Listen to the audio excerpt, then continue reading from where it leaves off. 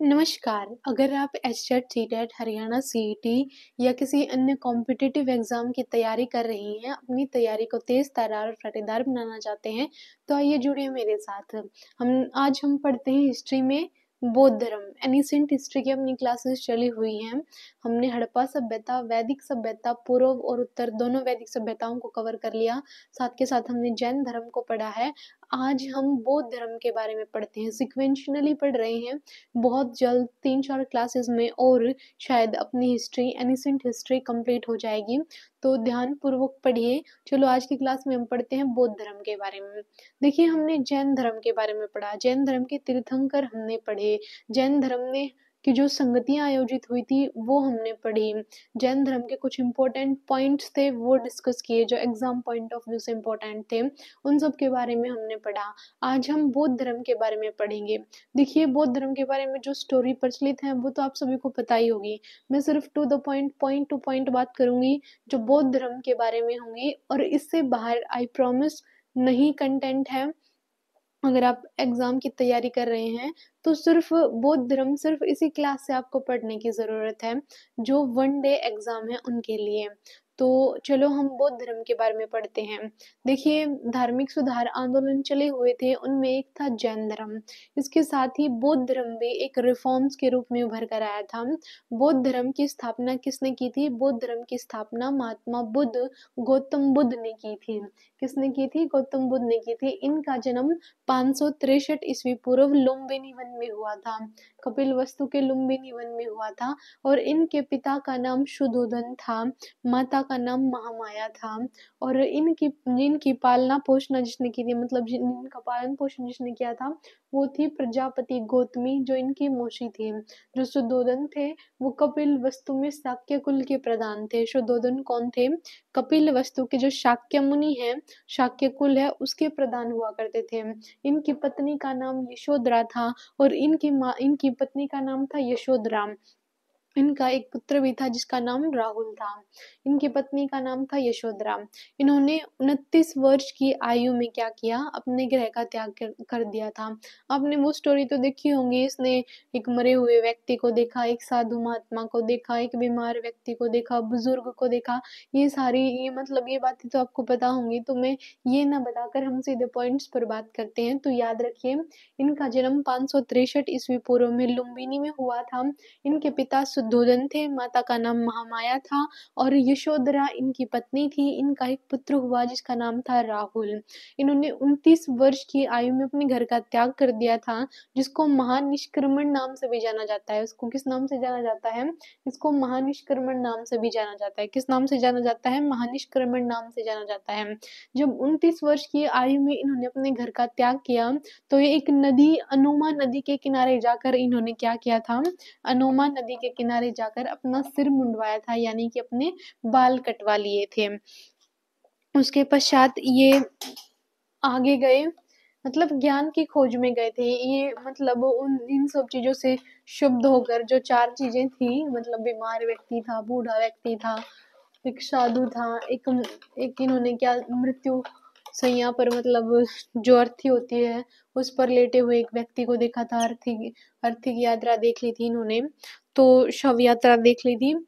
तो मतलब इनसे प्रभावित होकर, इन शब्द से शुद्ध होकर इन्होंने 29 वर्ष की आयु में अपना घर त्याग दिया था, और जिसको महानिष्क्रमण कहा जाता था। फिर ये घर त्याग कर, मतलब रात को इन्होंने घर त्याग दिया था, और ये अनोमा नदी पर पहुंचे थे।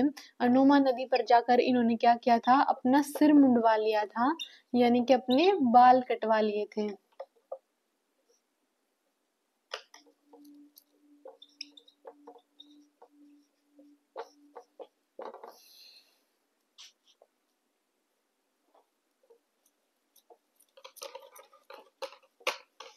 उसके बाद के पॉइंट्स देखिए। सिर मुंडवाने के बाद ज्ञान की तलाश में भटकते हुए सर्वप्रथम ये वैशाली के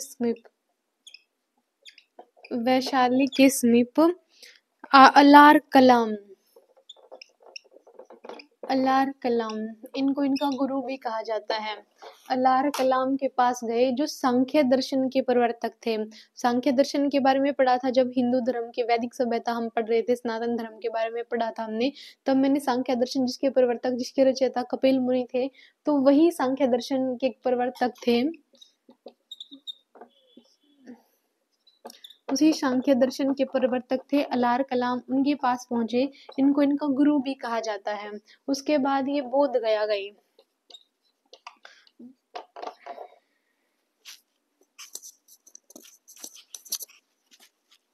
उसके पश्चात ये बोध गया गए और वहां पर 5 अन्य संतों से मिले थे, साधु संतों से, लेकिन वहां पर भी इनका कार्य नहीं हुआ। तो फिर इन्होंने मतलब आगे चलकर अपने आप तपस्या की थी पुनपुन नदी के किनारे पर। सुनिए, ज्ञान की तलाश में भटकते हुए बुद्ध सर्वप्रथम वैशाली के समीप अलार कलाम सांख्य दर्शन के प्रवर्तक हुआ करते थे। अलार कलाम सांख्य दर्शन के प्रवर्तक हुआ करते थे अलार कलाम। वहां उनके आश्रम में गए, तत्पश्चात उर्वेला गए, वहां पर ब्राह्मणों से मुलाकात की और 35 वर्ष की आयु में वैशाख की पूर्णिमा को, कब? वैशाख की पूर्णिमा को, इसलिए उनको बुद्ध पूर्णिमा कहा जाता है। पूर्णिमा का इनके जीवन में बहुत महत्व है। वैशाख की पूर्णिमा को पुनपुन नदी के किनारे पर पीपल के वृक्ष के नीचे इनको किसकी प्राप्ति हुई थी? ज्ञान की प्राप्ति हुई थी। याद रखना, 35 वर्ष की आयु में वैशाख की पूर्णिमा पर, कब? वैशाख की पूर्णिमा पर, वैशाख की पूर्णिमा पर पीपल के वृक्ष के नीचे और पुनपुन नदी के किनारे पर इनको क्या हुआ? निरंजना नदी के तट पर सिद्धार्थ इनके बचपन का नाम था, इनको ज्ञान मिला था। महापरिनिर्वाण यानी कि मृत्यु, महापरिनिर्वाण इनकी मृत्यु कब हुई थी? 483 ईस्वी पूर्व हुई थी। 483 जन्म याद रखना, 563 ईस्वी पूर्व में जन्म हुआ था और 483 ईस्वी पूर्व में इनको महापरिनिर्वाण की प्राप्ति हो गई थी। महापरिनिर्वाण के बाद बुद्ध के अवशेषों को 8 भागों में विभाजित किया गया। इनको महापरिनिर्वाण कहाँ पर मिला था? कुशीनारा में, कुशीनारा में। और जन्म कहाँ हुआ था? लुम्बिनी वन में। याद रखना, 563 ईस्वी में जन्म हुआ था, 483 ईस्वी में मृत्यु हो गई थी। जन्म हुआ था लुम्बिनी वन में और मृत्यु हुई थी यानी कि महापरिनिर्वाण कुशीनारा में हुआ था। माता पिता और सारी चीजें मैंने आपको बताई दी हैं। ज्ञान की प्राप्ति वैशाख की पूर्णिमा को पुनपुन यानी कि निरंजना नदी के किनारे पर 35 वर्ष की आयु में वट वृक्ष के नीचे, सॉरी पीपल के वृक्ष के नीचे इसको ज्ञान की प्राप्ति हुई थी। अलार कलाम इनके गुरु माने जाते हैं। अलार कलाम के पास भी ये गए थे और इन्होंने 4 आर्य सत्य बताए हैं। बौद्ध धर्म के 4 आर्य सत्य हैं। मतलब दुख है, दुख का कारण है, दुख का निवारण हो सकता है और दुख का निवारण करने के लिए एक मार्ग होता है, उसका अनुसरण करना पड़ता है। ये इनके 4 आर्य सत्य हैं। 4 आर्य सत्य। नंबर 1 दुख है, नंबर 2 दुख का कारण है, नंबर 3 दुख निरोध मतलब दुख दूर हो सकते हैं, और 4 दुख को निरोध करने के लिए दुख निरोधगामी प्रतिपदा का अनुसरण करना पड़ेगा। दुख निरोधगामिनी प्रतिपदा का अनुसरण करना पड़ेगा। बहुत ही इम्पोर्टेंट है। बौद्ध धर्म के 4 आर्य सत्य हैं। बौद्ध धर्म के 4 आर्य सत्य क्या हैं? ये बोलते हैं कि दुख है हमारे जीवन में, अगर हमें जीवन मिला है तो निश्चित रूप से सबके जीवन में दुख है, निश्चित रूप से सबके जीवन में दुख है। उन दुखों का कारण है, भाई हम सब दुखी क्यों हैं? उनका कुछ ना कुछ तो रीजन होगा ही, उनका कुछ ना कुछ कारण अवश्य है। और दुख के पीछे कोई ना कोई कारण है। तो दुख का कारण है, कारण का निवारण हो सकता है। निवारण मतलब दुख दूर हो सकते हैं। कैसे दुख दूर हो सकते हैं? एक दुख निरोधगामी प्रतिपदा है, मतलब दुख का निवारण करने के लिए एक मार्ग है, अष्टांगिक मार्ग इन्होंने बताया, उसका अनुसरण करना पड़ेगा। अगर हम उस अष्टांगिक मार्ग पर चलेंगे तो जो हमारे दुख हैं वो बिल्कुल दूर हो सकते हैं।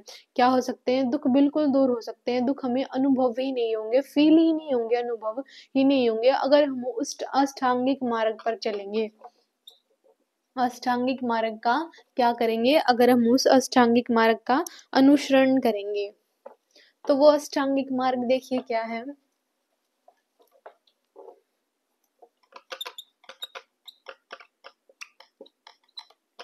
अष्टांगिक मार्ग, वो अष्टांगिक मार्ग देखिए क्या है, लिखिए एक बार।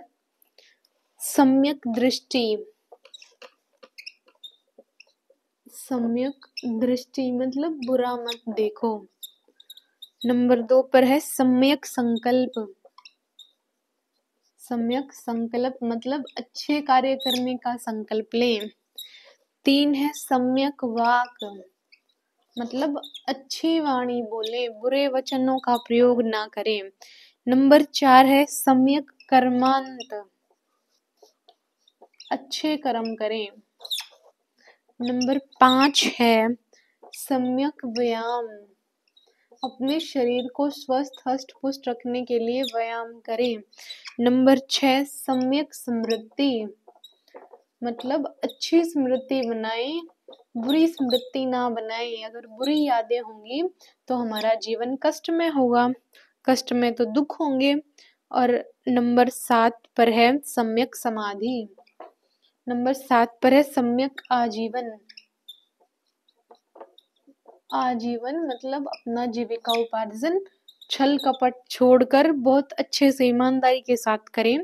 और सम्यक समाधि, अगर हम बौद्ध धर्म के इस अष्टांगिक मार्ग का अनुसरण करते हैं तो हमें दुखों का अनुभव बिल्कुल होगा ही नहीं। ये इन्होंने बौद्ध धर्म में बताया गया है। हमारे दुख हैं, दुख का कारण है उनका निवारण भी है। निवारण क्या है? अष्टांगिक मार्ग है। अष्टांगिक मार्ग में क्या है? सम्यक दृष्टि, मतलब अच्छी बातें देखो, मतलब अच्छा देखो, बुरी चीजें मत देखो। सम्यक संकल्प, अपने जीवन के लिए अच्छे संकल्प करे, बुरे कार्य करने के संकल्प ना ले, अपने आप को अच्छा व्यक्ति बनाए रखने का संकल्प करें। सम्यक वाक, अच्छे वचनों का प्रयोग करें। सम्यक कर्मांत, कर्म अच्छे करे, बुरे कर्म ना करें। सम्यक व्यायाम, अपने शरीर के लिए, अपने आप को हष्ट पुष्ट स्वस्थ रखने के लिए व्यायाम करें। सम्यक स्मृति, अच्छी यादें बनाएं। और सम्यक आजीवन, मतलब अपनी आजीविका का उपार्जन करने के लिए, मतलब अपनी आजीविका का उपार्जन करने के लिए, अपना जीवन यापन करने के लिए क्या करें? अपना जीवन यापन करने के लिए अपनी जीवन शैली को अच्छा रखें।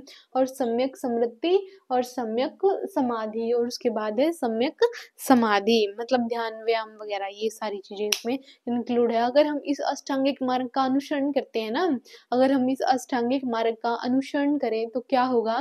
हमें दुखों का अनुभव बिल्कुल नहीं होगा। ये बौद्ध धर्म की मान्यता है। ये किसकी मान्यता है? ये बौद्ध धर्म की मान्यता है। आई होप अष्टांगिक मार्ग समझ में आया होगा। अब बहुत ही इम्पोर्टेंट टॉपिक है, इसकी 4 बौद्ध संगतियां हैं। बौद्ध संगतियां, उनके बारे में सुनिए। वही पालन करना अष्टांगिक मार्ग का, अगर दुखों का अनुभव नहीं करना तो। अगर दुखी रहना है तो फिर बेशक से मत करना। हम बौद्ध धर्म के अष्टांगिक मार्ग का प्रयोग खुश रहने के लिए कर सकते हैं।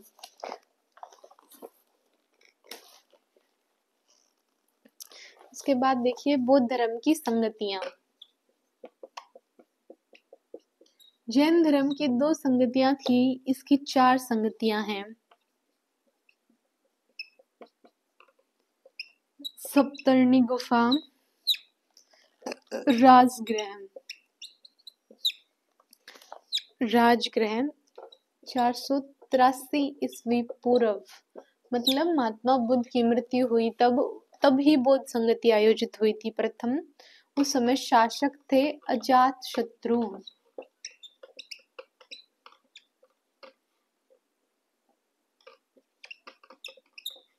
अजात शत्रु और अध्यक्ष थे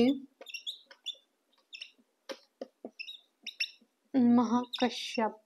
वेरी इंपॉर्टेंट है, एग्जाम में जरूर क्वेश्चन आते हैं इस बौद्ध संगति से, मतलब ये 4 बौद्ध संगतियां हैं इनसे। तो इसमें क्या किया गया था? बुद्ध के उपदेशों को शुद्ध पिटक तथा विनय पिटक में संकलित किया गया था।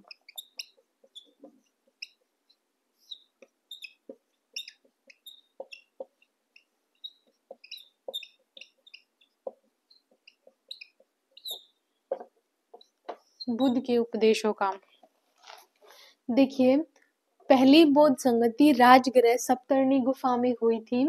483 में जब महात्मा बुद्ध को महापरिनिर्वाण की प्राप्ति हुई तो तभी 483 ईस्वी पूर्व में क्या हुआ था, तभी 483 ईस्वी पूर्व में पहली बौद्ध संगति का आयोजन किया गया था। इस समय शासक कौन थे? इस समय शासक थे अजातशत्रु। इस समय कौन थे शासक? इस समय शासक थे अजातशत्रु। और कहाँ पर आयोजित हुई थी? राजगृह में। 483 ईस्वी पूर्व अजातशत्रु शासक थे, अध्यक्ष थे महाकश्यप। इस समय क्या किया गया था? बुद्ध की मृत्यु के पश्चात जो उनके उपदेश थे उनको शुद्ध पिटक और विनय पिटक, उनकी 2 पुस्तकें थी, उसमें संकलित किया गया था। बौद्ध धर्म की 2 इंपॉर्टेंट पुस्तकें हैं, शुद्ध पिटक, 2 इंपॉर्टेंट पुस्तकें हैं, शुद्ध पिटक और विनय पिटक, उनमें इनका संकलन किया गया था। उनमें क्या किया गया था? उनमें इनका संकलन किया गया था। बुद्ध के उपदेशों को शुद्ध पिटक और विनय पिटक में संकलित किया गया था। उसके बाद है वैशाली। दूसरी बौद्ध संगति हुई थी वैशाली में। दूसरी बौद्ध संगति का आयोजन वैशाली में हुआ था। इसके 100 साल बाद 383 ईस्वी पूर्व में इसका आयोजन हुआ था। उस समय शासक थे कालाशोक और सबाकमीर अध्यक्ष थे। सबाकमीर कौन थे? अध्यक्ष थे। सबाकमीर कौन थे? अध्यक्ष थे। इसमें भिक्षुओं में मतभेद के कारण जो बौद्ध संघ था, स्थाविर और महासंघिक में विभाजन, स्थाविर और महासंघिक में विभाजन, स्थाविर और महासंघिक में इसका क्या किया गया था? विभाजन किया गया था। अब 2 बौद्ध संगति हम पढ़ रहे हैं। पहले सप्तर्षि गुफा। सप्तर्षि गुफा 483 ईस्वी पूर्व में क्या हुआ था? सप्तर्षि गुफा 483 ईस्वी पूर्व में अजातशत्रु शासक थे, महाकश्यप अध्यक्ष थे। पहली बौद्ध संगति का आयोजन हुआ महात्मा बुद्ध की मृत्यु के पश्चात।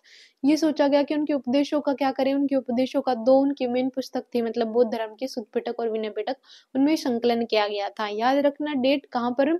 483 ईस्वी पूर्व। कहाँ पर? राजगृह में। कहाँ पर? सप्तर्षि गुफा में। किसकी अध्यक्षता में? महाकश्यप की अध्यक्षता में। कौन थे शासक? अजातशत्रु शासक थे। उसके बाद देखिए वैशाली। दूसरी बौद्ध संगति वैशाली में आयोजित हुई थी 483 के 100 साल बाद, मतलब 383 ईस्वी पूर्व में आयोजित हुई थी। इसमें क्या हुआ? बौद्ध धर्म का जो संघ थे, बौद्ध संघ थे, उनका स्थाविर और महासंघिक 2 भागों में विभाजन किया गया था। और इसके अध्यक्ष थे सबाकमीर और जो शासक थे वो थे कालाशोक। शासक कौन थे? कालाशोक।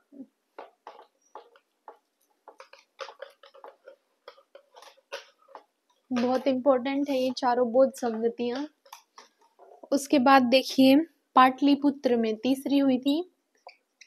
पाटलिपुत्र में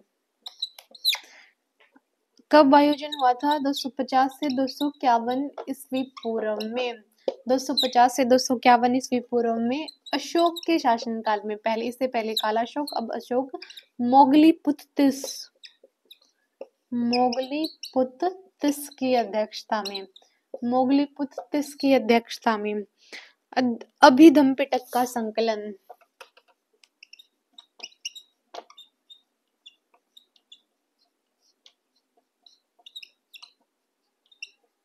पहली संगति में तो शुद्ध पिटक और विनय पिटक, और तीसरी में यहाँ से 3, यहाँ से अभिधम्म पिटक, यहाँ से अशोक, ऐसे हम याद कर सकते हैं। अशोक राजा थे उस समय, शासक थे अशोक, और जो अध्यक्ष थे वो मोगलीपुत्तिस थे। और तीसरी बौद्ध संगति में अभिधम्म पिटक का संकलन हुआ। शुद्ध पिटक, विनय पिटक, अभिधम्म पिटक, ये बौद्ध धर्म की 3 महत्वपूर्ण पुस्तकें हैं। उसके पश्चात देखिए 4th बौद्ध संगति। इसका आयोजन कहाँ पर हुआ था? इसका आयोजन हुआ था कुंडलवन में। कुंडलवन में कब? प्रथम शताब्दी में। पहली शताब्दी में ही इसका आयोजन किया गया था। कनिष्क शासक थे, अध्यक्ष थे वासुमित्र। इसके एक उपाध्यक्ष भी हैं जो याद रखने हैं। उपाध्यक्ष है अश्वघोष। उपाध्यक्ष कौन है? अश्वघोष। इसमें क्या हुआ था? हीनयान और महायान, दो भागों में ये विभाजित हो गया था। तो ये थी 3 महासंगति। पहली महासंगति महात्मा बुद्ध की मृत्यु के समय हुई थी। कब हुई थी? 483 ईस्वी में। अगली उसके 100 साल बाद आयोजित हुई 383 ईस्वी में। उससे अगली 250 से 251 ईस्वी में आयोजित हुई। और उससे फोर्थ वाली कब हुई थी? पहली शताब्दी में हुई थी। पहली हुई थी कहाँ पर? राजगृह में हुई थी। दूसरी कहाँ पर हुई थी? वैशाली में हुई थी। और तीसरी पाटलिपुत्र में। और चौथी कहाँ पर हुई थी? कुंडलवन में हुई थी। राजगृह, वैशाली, पाटलिपुत्र और कुंडलवन। याद रखिए, पहली वैशाली में हुई, राजगृह में हुई थी, दूसरी वैशाली में हुई थी, तीसरी पाटलिपुत्र में और चौथी कुंडलवन में आयोजित हुई थी। पहली के अध्यक्ष थे महाकश्यप और जो दूसरी के अध्यक्ष थे सबकमीर थे। तीसरी के अध्यक्ष कौन थे? मोगलीपुत्तिस थे। और चौथी के अध्यक्ष कौन थे? विश्वामित्र थे। और उसके साथ ही उपाध्यक्ष कौन थे? उपाध्यक्ष थे अश्वघोष। बहुत ही ज्यादा इंपॉर्टेंट है, वेरी इंपॉर्टेंट टॉपिक है। अगर बौद्ध धर्म में से कुछ भी इंपॉर्टेंट अगर पूछा जाए तो इसकी ये 4 बौद्ध संगतियां हैं, बहुत ही ज्यादा इंपॉर्टेंट है। मैं बार बार ये रिपीट कर रही हूँ, कहीं ना कहीं किसी न किसी एग्जाम में यहाँ से क्वेश्चन जरूर पूछा जा सकता है। अध्यक्ष पूछ लिए जाएंगे, स्थान पूछ लिया जाएगा या तिथि पूछ ली जाएगी। तो देखिए, ये याद रखिए, पहली बौद्ध संगति का आयोजन कब हुआ था? 483 ईस्वी में हुआ था। शासक कौन थे? अजात शत्रु थे। कहाँ? राजगृह में, सप्तर्णी गुफा में हुआ था। और इसके अध्यक्ष कौन थे? महाकश्यप थे। पहली बौद्ध संगति का आयोजन हुआ तो क्या कार्य किया गया था? पहली बौद्ध संगति का आयोजन हुआ तो कार्य यह किया गया था कि सुत्त पिटक और विनय पिटक में बुद्ध महात्मा बुद्ध के जो उपदेश थे उनका संकलन किया गया था। उसके बाद दूसरी बौद्ध संगति हुई, वैशाली में हुई थी। वैशाली में हुई थी, उस समय शासक कौन थे? काला अशोक शासक थे। कब हुई थी? 383 ईस्वी में हुई थी। अध्यक्ष कौन थे? सबाकमीर थे। जो बौद्ध धर्म है वो 2 भागों में, बौद्ध संघ है वो स्थाविर और महासंघिक 2 भागों में विभाजित कर दिया गया था। उसके पश्चात तीसरी बौद्ध संगति हुई थी पाटलिपुत्र में। किसकी अध्यक्षता में हुई थी? मतलब शासक कौन था? अशोक था। पहले काला अशोक फिर अशोक था। और उस समय अध्यक्ष थे मोगलीपुत्तिस। इस समय अभिधम पिटक का संकलन हुआ था। किसका संकलन हुआ था? अभिधम पिटक का संकलन हुआ था। उसके बाद 4th नंबर की महासंगति हुई थी। ये कहाँ आयोजित हुई थी? ये कहाँ पर आयोजित हुई थी? ये कुंडलवन में आयोजित हुई थी। कुंडलवन याद रखना, पहली शताब्दी में कुंडलवन में आयोजित हुई थी। और इसके अध्यक्ष थे विश्वामित्र, उपाध्यक्ष थे अश्वघोष, शासक कौन थे? कनिष्क। वेरी इंपॉर्टेंट है। इसमें हीनयान और महायान 2 उनमें विभाजित हो गया था बौद्ध धर्म। उसके बाद देखिए, हीनयान और महायान में अंतर क्या है, फटाफट से देखिए। हीनयान और महायान में अंतर क्या है, सुन लीजिए। हीनयान महात्मा बुद्ध को महापुरुष मानता है, परोपकार पर बल देता है, मूर्ति पूजा और भक्ति में विश्वास नहीं करते और साधना संपत्ति अत्यंत कठोर होती है। इसका आदर्श अर्थ यानी कि बोध प्राप्ति है। जो महायान है वो महात्मा बुद्ध को देवता मानकर उसकी पूजा करते हैं। ये सिर्फ छोटा मानते हैं, मतलब महापुरुष ही मानता है। हीनयान मतलब छोटा वाहन और महायान मतलब बड़ा वाहन। जो हीनयान है वो महात्मा बुद्ध को महापुरुष ही मानते हैं और जो महायान है उसको देवता का दर्जा देते हैं। और परोपकार पर बल देते हैं हीनयान के, सिर्फ परोपकार पर, वो मोक्ष पर बल देते हैं। ये मूर्ति पूजा में हीनयान वाले विश्वास ही नहीं करते, मतलब छोटी सोच मूर्ति पूजा मानते ही नहीं है, लेकिन ये मूर्ति पूजा में विश्वास करते हैं। साधना पद्धति अत्यंत कठोर है, लेकिन महायान की साधना पद्धति अत्यंत सरल है, जनसाधारण अपना सकते हैं। और इनका आदर्श बोधिसत्व है। इसके कुछ प्रतीक हैं, मतलब जन्म, कमल और बैल। जन्म का प्रतीक क्या है? जन्म का प्रतीक है कमल और बैल। जन्म का प्रतीक है कमल और बैल। गृह त्याग का है घोड़ा। गृह त्याग किया था उसका प्रतीक है घोड़ा। और निर्वाण का है पद चिन्ह। निर्वाण प्राप्ति का है पद चिन्ह, पैरों के निशान, पद चिन्ह। और मृत्यु का है स्तूप, मतलब मृत्यु के अवशेष यही रखे गए हैं तो मृत्यु का स्तूप है। प्रथम उपदेश था जो, वो प्रथम उपदेश था उसका है चक्र। चक्र चिन्ह क्या है? चक्र। 4 पशु हैं महात्मा बुद्ध से संबंधित। हाथी गर्भ में आने का प्रतीक है, बैल यौवन का प्रतीक है, घोड़ा गृह त्याग का प्रतीक है और शेर समृद्धि का प्रतीक है। हाथी गर्भ में आने का प्रतीक है, बैल यौवन का प्रतीक है, घोड़ा गृह त्याग का प्रतीक है और भाई शेर है जो वो समृद्धि का प्रतीक है। उसके बाद देखिए बौद्ध साहित्य।